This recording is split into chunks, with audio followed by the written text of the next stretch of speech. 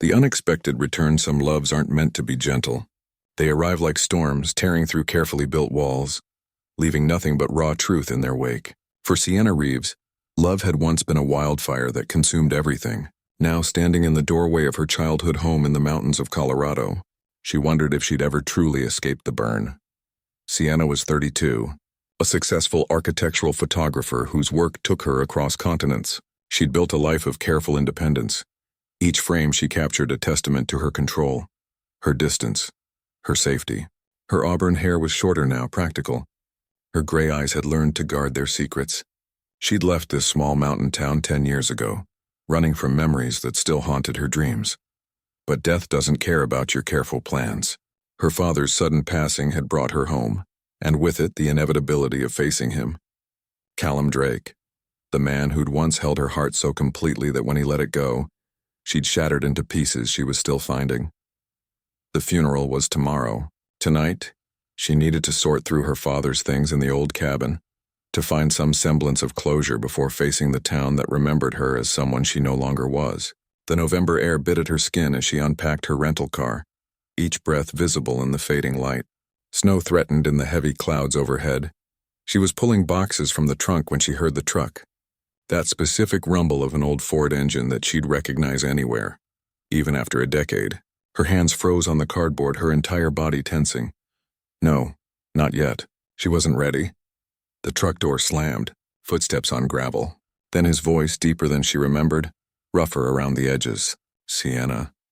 She turned slowly, forcing her face into something neutral, something that wouldn't reveal the earthquake happening inside her chest. Callum stood 10 feet away, hands in the pockets of his worn jacket, dark hair longer than he used to keep it, touching his collar.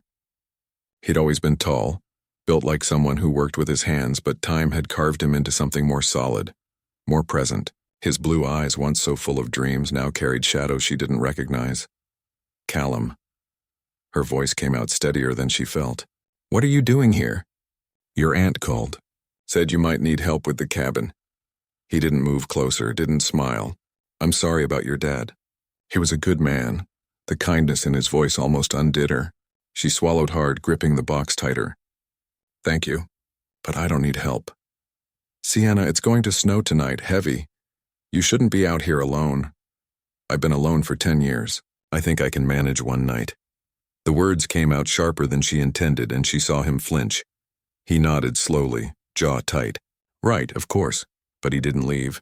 Instead, he moved to the truck bed and pulled out a toolbox. At least let me check the furnace before I go. Your dad mentioned it was acting up last month. She should refuse. Should tell him to leave, to let her maintain the distance she'd worked so hard to build.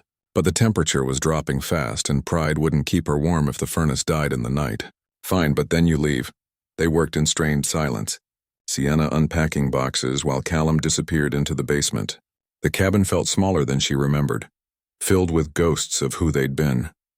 This was where they'd spent that last summer, 19 and invincible, planning a future that seemed inevitable, where he'd kissed her for the first time on the porch swing, where he'd told her he loved her while lightning split the sky, where he'd ended it without explanation 3 days before she left for college. The furnace kicked on with a reluctant groan, and Callum emerged from the basement wiping his hands on a rag. Should hold, but if it cuts out, there's firewood stacked on the side of the house. Thank you. She didn't look at him, focusing instead on arranging her father's books with unnecessary precision. Sienna. Something in his voice made her pause. When she finally met his eyes, the careful control in them had cracked. I know you don't want to hear this, but I am glad you're home, even if it's just for a few days. The words hung in the air between them, heavy with everything unsaid. Her heart hammered against her ribs. Don't what? Don't act like there's anything left to say. You made your choice 10 years ago. His jaw clenched. You don't know anything about the choices I made. Then tell me. The words burst out before she could stop them, years of unanswered questions rising like a flood.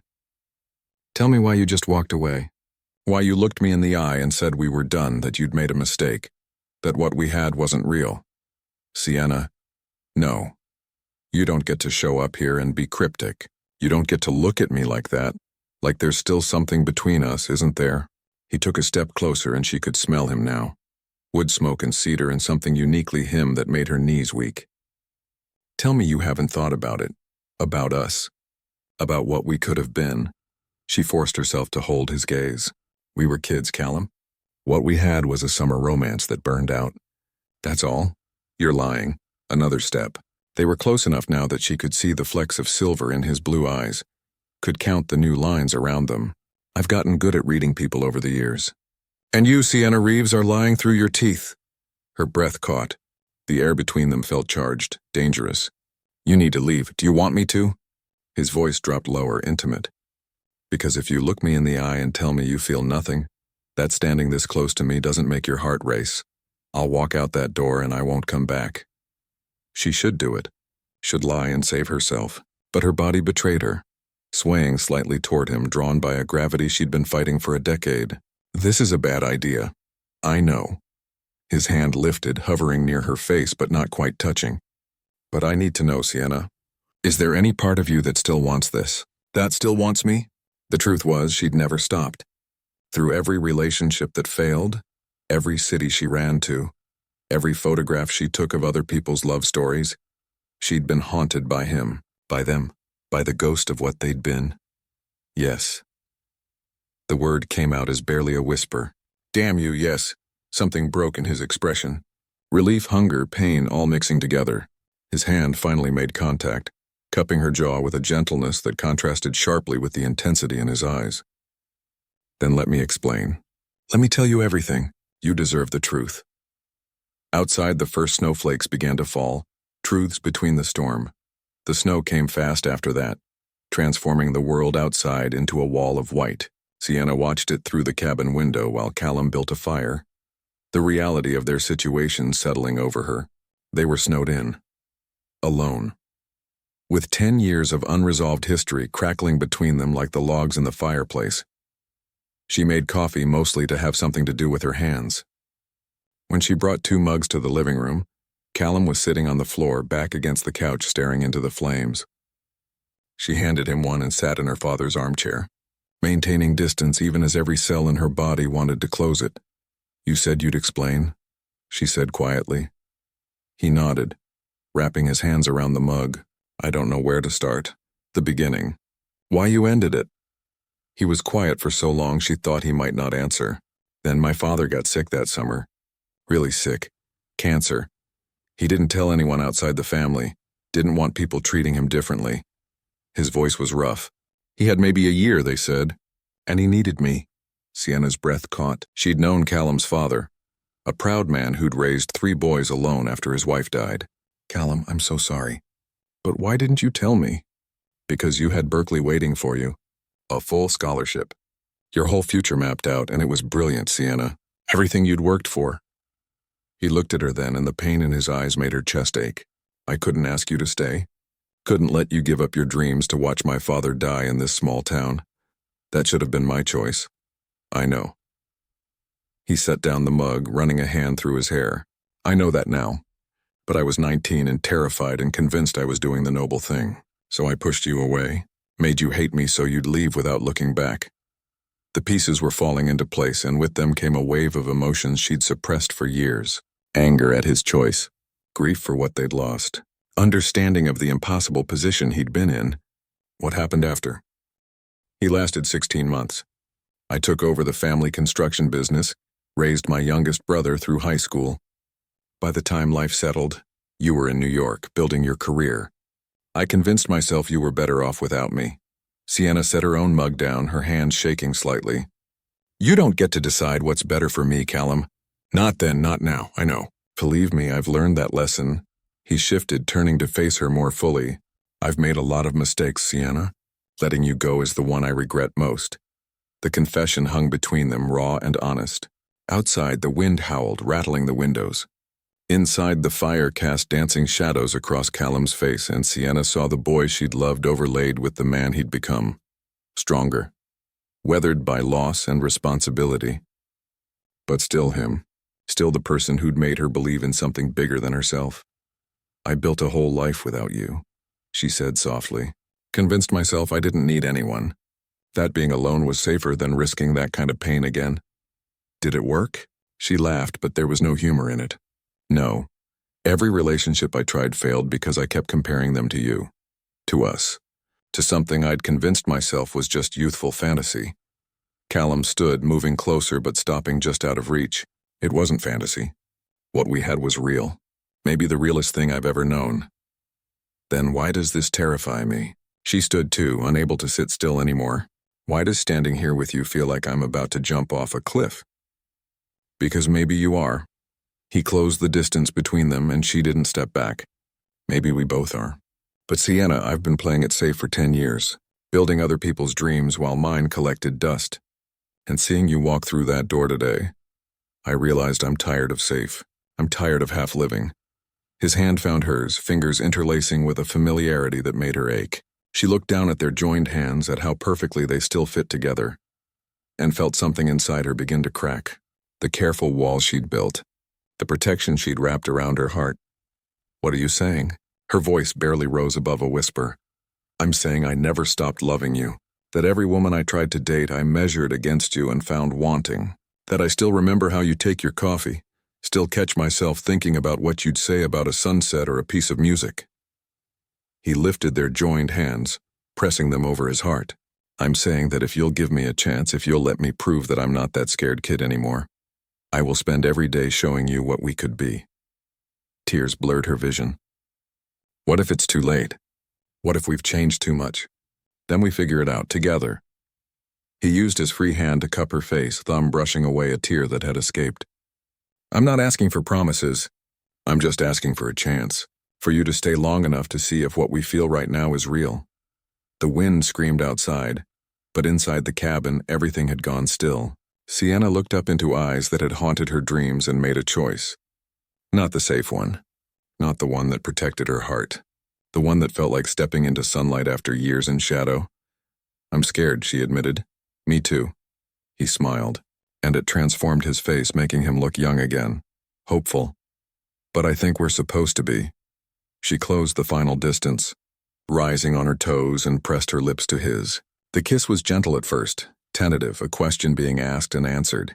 Then it deepened. 10 years of longing and regret and hope pouring into it. His arms wrapped around her, pulling her close, and she felt something lock into place inside her chest. Like a door she'd been holding shut had finally opened. When they broke apart, both breathing hard, Callum rested his forehead against hers. Stay, he murmured. Not just tonight. Stay and let's figure this out. I have a life in Seattle. A career, I know, and I'm not asking you to give it up. I'm asking you to consider that maybe, just maybe, there's room in that life for this. For us, the fire crackled. The snow continued to fall. And Sienna, standing in the arms of the man she'd never stopped loving, felt something she hadn't felt in 10 years. Hope. Coming home to yourself, they talked through the night. Not just about the past, but about who they'd become. Callum told her about the construction business, how he'd expanded it to focus on sustainable building, creating homes that worked with the land instead of against it, how he'd found purpose in building things that would last, even as he'd felt his own life was on hold. Sienna shared her journey through photography, the way she'd used her camera as both shield and bridge, how she'd captured love stories for others while convinced her own had ended before it truly began. She told him about the emptiness that crept in during quiet moments, the sense that something fundamental was missing even as she achieved every goal she'd set. Around 3 a.m, they moved to the couch, Sienna curled against Callum's side, his arm around her shoulders. It felt natural, effortless, like muscle memory that had never really faded. Can I tell you something? Sienna said softly, tracing patterns on his chest. Sometimes I dream about this, about coming home and finding you here, having you tell me it had all been a mistake. I'd wake up and hate myself for still wanting it. I did the same thing. His fingers played with her hair, the gesture achingly familiar. I'd see your name on articles, your photographs in magazines. You were out there living this incredible life, and I'd think maybe I'd done the right thing after all. But then I'd see your eyes in those photos, even the self-portraits, and I'd recognize the loneliness in them, because I saw it in the mirror every day. She lifted her head to look at him. What happens now? Tomorrow I have to face the funeral, the whole town. Next week I'm supposed to be in Seattle for a gallery show. Then we take it one day at a time. He tucked a strand of hair behind her ear. Tomorrow I'll be there if you want me. At the funeral, at your side, whatever you need. Next week, maybe I drive you to the airport and we figure out what long distance looks like. Or maybe we talk about what it would take for one of us to consider relocating. Or maybe we discover that trying this again is too complicated and we walk away as friends. Do you really think we could just be friends? He smiled, but his eyes were serious. No, but I'd rather have you in my life in whatever capacity you'll allow than not at all. Something in her chest loosened at his honesty. This was different from 10 years ago. They weren't kids making promises they couldn't keep. They were adults, scarred and wiser, choosing each other with full awareness of how much it could hurt. I don't want to just be friends, she said quietly. I don't think I ever did. Good. He pulled her closer, pressing a kiss to her temple. Because the thought of watching you leave again is already killing me. And we've only had a few hours. They fell asleep like that, wrapped around each other as the fire burned down to embers and the snow piled high against the windows. Sienna woke to pale morning light and the weight of Callum's arm around her waist. For the first time in years, she felt peaceful. Complete. The funeral brought the entire town out despite the snow. Sienna stood beside her aunt, accepting condolences, and when the service began, she felt Callum's hand slip into hers. He didn't say anything, just stood there as an anchor while she said goodbye to her father. When she broke down at the graveside, he held her, and for once she let herself be held. Afterward, at her aunt's house during the gathering, people noticed. Of course they did. Small towns don't miss anything. And Callum Drake standing protectively close to Sienna Reeves was news. Some looked pleased. Others concerned. A few whispered, probably remembering the heartbreak from years ago. Mrs. Patterson, who'd taught them both in high school, cornered Sienna in the kitchen. You two finally figured it out, she said, not asking. I don't know what we've figured out, Sienna admitted. Just that we're tired of running from it. The older woman smiled. That's usually where the good stuff starts. When you stop running and start building. She patted Sienna's hand. Your father would be glad. He always said you left a piece of yourself here. Maybe it's time to decide if you want it back. That night, back at the cabin, Sienna made a decision. I need to go back to Seattle on Monday. The gallery show is important and I have commitments. She felt Callum tense beside her on the couch. I understand. But, she continued, I've been thinking about what Mrs. Patterson said, about what I left behind here, and I realized it wasn't just you. It was the part of me that knew how to be still. How to see beauty in the everyday instead of always chasing the next big thing. Sienna, let me finish. She turned to face him. I'm not saying I'm moving back tomorrow. But I am saying I want to try. Really try. Which means figuring out what a life split between here and Seattle looks like. Maybe spending summers here. Building a studio in town for winter visits. Maybe eventually finding a way to make this place home base and traveling for work. His eyes lit with cautious hope. You'd consider that? I'm considering that the life I built was impressive but hollow. And that standing here with you in this place I ran from, I feel more like myself than I have in years. She took his hand. I'm considering that maybe some loves are worth rebuilding your whole world around. He pulled her into his lap, cradling her face between his palms. I love you. I've loved you since we were kids, and I'll love you when we're old. That's not going to change whether you're here or in Seattle or on the other side of the world. I love you too. The words felt like coming home, and I think maybe that's enough to start with. The rest we can figure out as we go. They kissed slow and deep, sealing promises that felt more real than any they'd made at 19. Outside, the snow had stopped and stars emerged in the clear night sky. Inside, two people who'd spent 10 years apart began the work of building something new from the ashes of what they'd lost. Not a fairy tale. Not perfect, but real and honest in theirs. 3 months later, Sienna stood in her new studio in town, natural light pouring through the windows she'd designed with Callum's help. Her Seattle apartment was subleased. Her life was here now, though she still traveled for work. The difference was she had somewhere to come home to, someone to come home to. They were taking it slow, rediscovering each other, learning who they'd become. Some days were harder than others, but every morning she woke up and chose him. And every morning he chose her back. That, she'd learned, was what love actually looked like. Not the wildfire of youth, but the steady warmth of a fire carefully tended, the kind that would last.